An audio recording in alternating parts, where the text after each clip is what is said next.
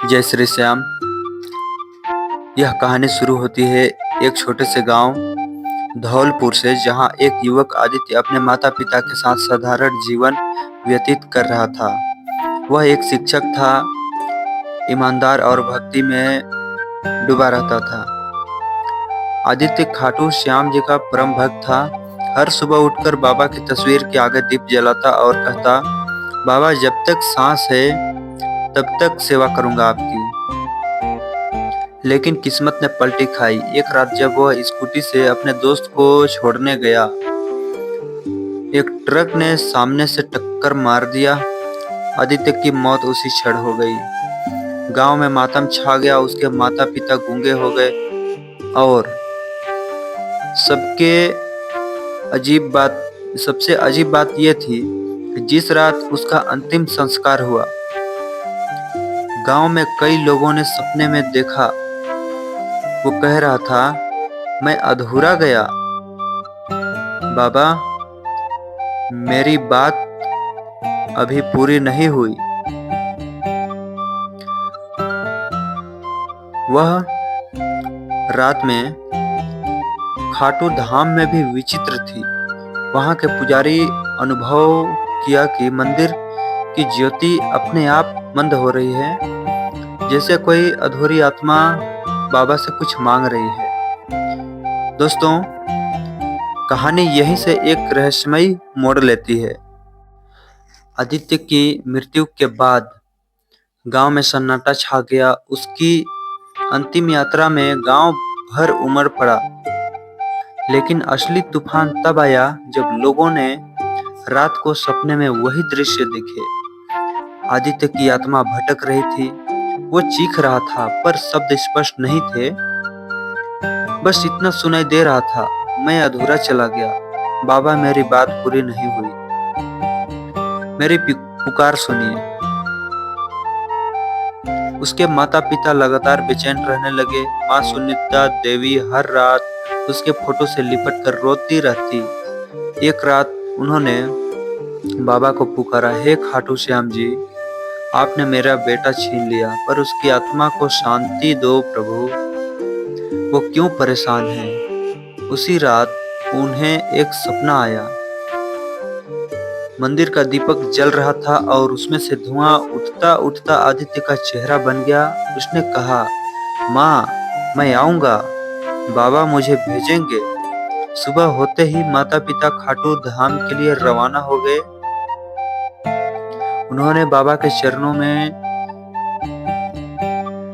गिरकर विनती की, बाबा हमारा बेटा अधूरा चला गया, आप चाहे तो कुछ भी संभव हो सकता है, क्या आप उसका पुनर्जन्म देंगे। उसी क्षण मंदिर के पुजारी ने उन्हें बुलाया। पुजारी ने कहा, रात मंदिर में दीपक की लौ अचानक 2 बार फड़फड़ाई और शंख की ध्वनि बिना छुए ही गूंज उठी। ये किसी आत्मा का संकेत है, बाबा सब सुन रहे हैं। उसी समय 300 किलोमीटर दूर एक गांव में एक दंपत्ति को संतान सुख मिला। वर्षों से निसंतान चल रहे थे, लेकिन एक दिन अचानक पत्नी ने बताया कि मैं मां बनने वाली हूँ। पति ने आकाश की ओर देखकर कहा, यह कोई चमत्कार है। जब बच्चा जन्मा तो डिलीवरी के कुछ ही मिनटों बाद उस शिशु ने होंठ हिलाए। वो धीमे स्वर में कुछ बुदबुदाया। डॉक्टरों और नर्स ने चौंक गया। वो शब्द था श्याम। कोई समझ नहीं पाया कि एक नवजात बच्चा जो अभी ठीक से रो नहीं सकता, वो श्याम कैसे बोल सकता है। लेकिन माता पिता ने इसे भगवान की कृपा माना और उस बच्चे का नाम रखा शौर्य। शौर्य बचपन से सामान्य नहीं था। 1 वर्ष की आयु में वो मंदिरों की ओर आकर्षित होने लगा। जब भी टीवी पर भजन बजता, वो उसी दिशा में देखता। 2 साल की उम्र में उसने बिना सिखाए श्याम तेरी भक्ति का असर गाना गुनगुनाया। जब वो 3 साल का हुआ तो उसने एक दिन माँ से पूछा, माँ, धौलपुर कहाँ है? माँ चौंक गई। तुझे ये नाम कैसे पता? वो बोला, मेरा घर वहीं था।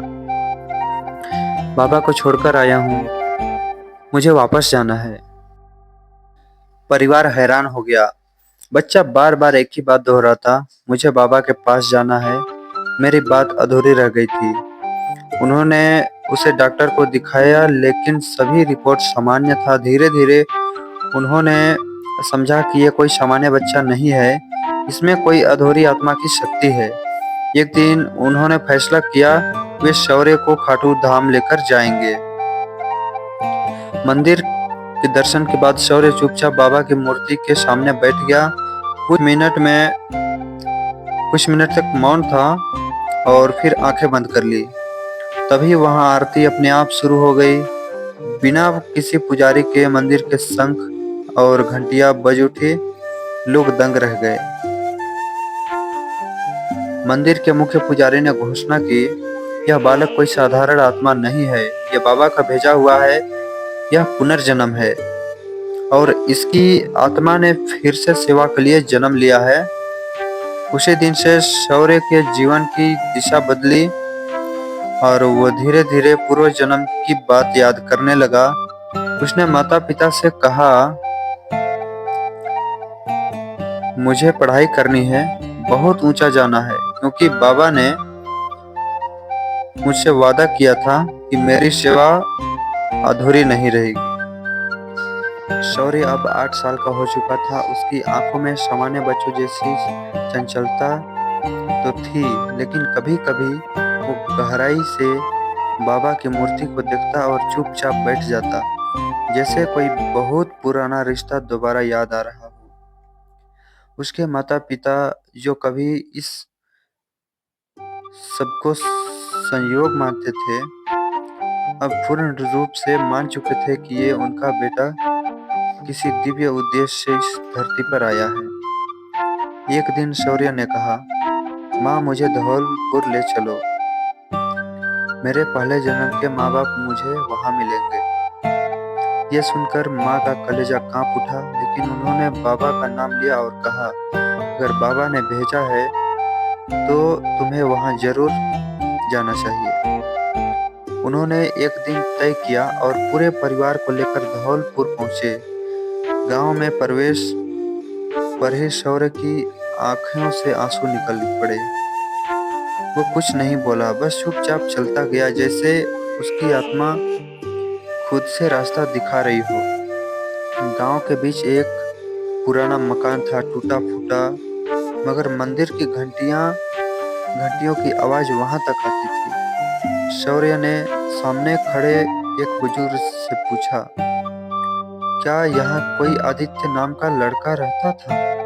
बुजुर्ग कांप गए। उन्होंने कांपते स्वर में कहा, बेटा, वो तो कई साल पहले चला गया। बहुत भला लड़का था, बाबा का भक्त। शौर्य आगे बढ़ा और सीधे उस घर गया जहां आदित्य रहा करता था। घर के अंदर आदित्य के माता पिता रामनाथ और सुनीता अब बूढ़े हो चले थे।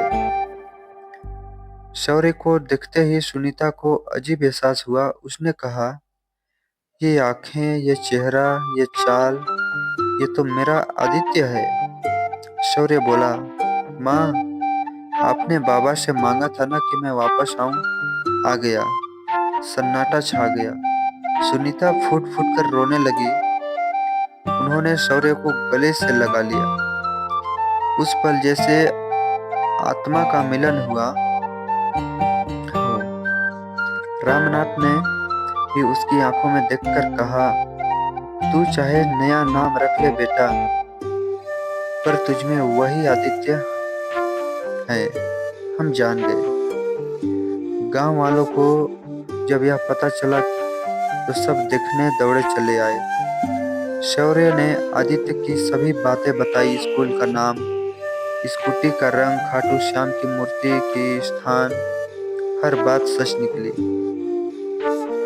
अगले दिन शौर्य को खाटू धाम ले जाया गया।